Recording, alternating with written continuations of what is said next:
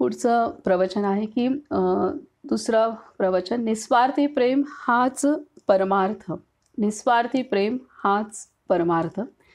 माणसे उत्सवामध्ये एवढे कष्ट का करतात कोण जाणे. ज्याला जे हवे ते मी कोणालाच दिले नाही, तरी लोक माझ्यावर इतके प्रेम का करतात हे मलाच कळत नाही. प्रपंचात कमी असलेले ते मी देत नसून देखील तुम्हाला कष्ट करण्यात आनंद वाटतो, ते प्रेम खरे. निस्वार्थीपणातून प्रेमाचा पाझर निर्माण होतो. नुसता प्रपंचसुद्धा निस्वार्थी प्रेमाने केला तर तो परमार्थच होय. निस्वार्थी प्रेम हाच परमार्थ होय. प्रपंचामध्ये निस्वार्थी प्रेम फारच कठीण आहे, कारण स्वार्थाने भरलेला प्रपंच निस्वार्थीपणाने कसा करणार.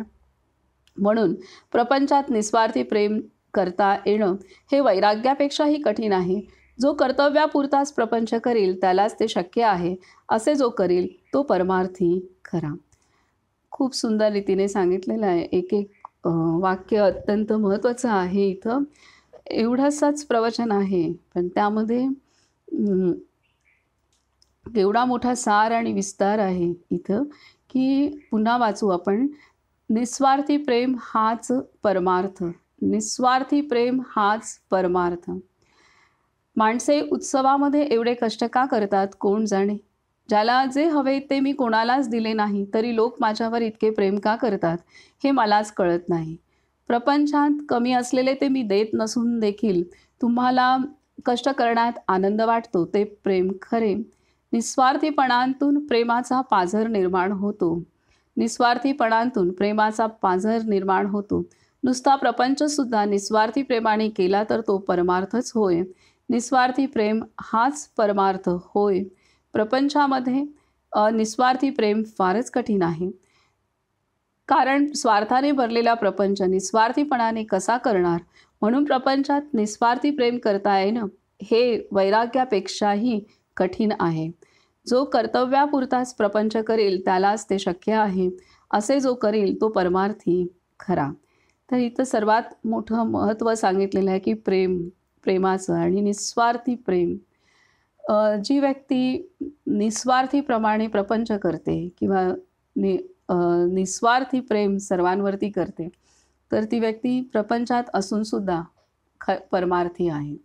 खरा परमार्थ ती व्यक्ती करत असते, कारण हा स्वार्थाने बरबटलेला परमार्थ आहे. स्वार्थाशिवाय प्रपंच आहे. स्वार्थाने पूर्णतः स्वार्थ हाच प्रपंचाचा मुख्य आधार आहे असं सर्वांना वाटतं, आणि तसंच प्रत्येक व्यक्ती त्याच भावनेत जगत असते, कारण स्वार्थाशिवाय प्रपंच करताच येऊ शकत नाही.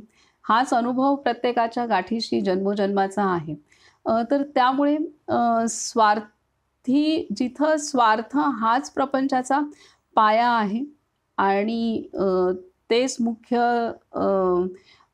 जितका स्वार्थी असेल तितकं किंवा स्वार्थ असेल तरच प्रपंच व्यवस्थित होऊ शकतो, हे सूत्र सर्वांना माहीत आहे. तिथं जी व्यक्ती निस्वार्थी होऊन प्रपंच करते ती व्यक्ती वैराग्यापेक्षा सुद्धा ती थोर आहे, हे इथे महाराजांनी सांगितलेलं आहे. कारण कठीण काम आहे प्रपंचात राहून निस्वार्थीपणाने प्रपंच करणं आणि प्रेम करणं सर्वांवरती, हे अत्यंत कठीण काम आहे. त्यामुळे वैराग्यापेक्षा सुद्धा कठीण आहे हे इथे सांगितलेलं आहे. आणि निस्वार्थी वृत्तीतनंच प्रेमाचा पाझर फुटतो, हे आहे खरं जे प्रेम आहे.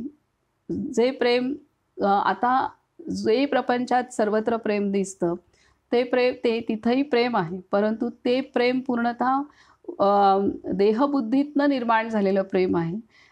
वासनेतनं काही ना काहीतरी वासना असते, त्यातनं निर्माण झालेलं ते प्रेम आहे. कुठला ना कुठला तरी स्वार्थ असतो, त्या आधारावरती असलेलं ते नातं असतं, प्रेम असतं, हे आहे. परंतु जेव्हा व्यक्ती निस्वार्थ होते त्यावेळेला जे आत्मिक प्रेम तेव्हाच सुरू होतं, तेव्हाच आत्मिक प्रेमाचा पाझर फुटतो, हे आहे. आणि त्यामुळे निस्वार्थी प्रेमाने अगदी ती व्यक्ती काही दुसरं करत नसेल, कुठली तपस्या त्याग काही करत नसेल, परंतु इथे महाराजांनी दिलं आहे की नुसता प्रपंचसुद्धा निस्वार्थी प्रेमाने केला तर तो परमार्थच होय. निस्वार्थी प्रेम हाच परमार्थ होय.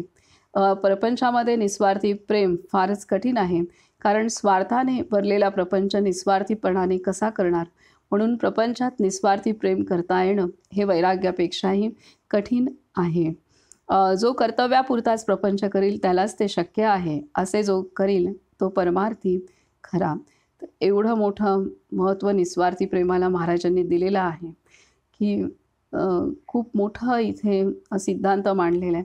अन्यथा तासनतास खूप साधना करू किंवा तासनतास एकांतात खूप करू आणि जर प्रेमच करता येत नसेल तर त्यालासुद्धा प्रेम म्हणजे निस्वार्थपणा जर नसेल, अनेकदा आश्रमात गेल्यानंतर हे पाहायला मिळतं की तिथे जागेवरनं पण म्हणजे तिथे कुठल्या जागी बसायचं, कुठल्या जागी आपलं आसन लावायचं, तर हे सुद्धा त्याच्यात सुद्धा चढाओढ दिसते. तर मग आपण ज्या गोष्टीसाठी जातोय तर तिथे असं वागणं किंवा मी एकदा श्रावणामध्ये 1 महिन्यासाठी गेले होते. तर त्यावेळेला माझं जिथे मी बसले होते 7, 8, 10 दिवस तिथे माझी जी जागा होती, तर तिथलं आसन अगदी एकदम बिनधास्तपणे मध्येच आलेल्या एका कॉलेजमध्ये जाणाऱ्या साधिकेने बाजूला सारून एकदम स्वतः तिथे तिची आई बाजूला बसलेले आहेत. जी आई प्रोफेसर आहे कॉलेजमध्ये, ती आणि तिची मुलगी जी इंजिनिअरिंग करत आहे असं. तर हे दृश्य पाहून मी काही त्यांना म्हणजे काहीच बोलले नाही. परंतु एखादी व्यक्ती तिथं इतके दिवस बसलेली आहे, ते बाजूला सारून तिथं हे करणं. मग ह्याच्या ठिकाणी आपण जे नामस्मरण करू, तर जिथं बसतोय तेच असं हिसकावून हिरावून घेतलेलं आहे आणि मग ते तिथं नामस्मरण करणं, ते किती फलदायी होऊ शकतं. पण हे साध्या-साध्या गोष्टी आहेत, की ह्या इथं आपला म्हणजे अ, आपल्याला त्या सोडवत नाहीत. हे आहे. तर हा एक पूर्णतः अंतर्मुख करणारी गोष्ट आहे, की आपलं आचरण काय पद्धतीने आहे आणि अ, हे जे आहे कितीही साधन केलं, काही केलं, तरीसुद्धा जोपर्यंत निस्वार्थता येत नाही, तोपर्यंत आपल्याला खूप काही काम करायची आवश्यकता आहे.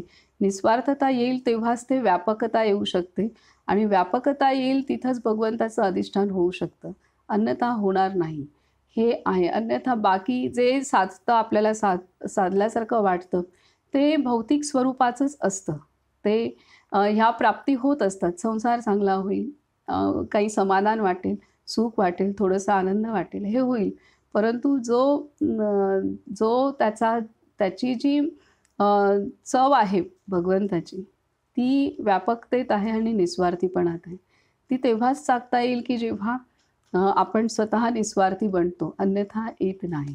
तर हे इथे म्हणून महाराजांनी इतका मोठा अ, अ, मोठं मह इ इतकं महत्त्व दिलेलं आहे. निस्वार्थी प्रेम हाच परमार्थ. आता पुढील प्रवचन आहे गोपाळ काला.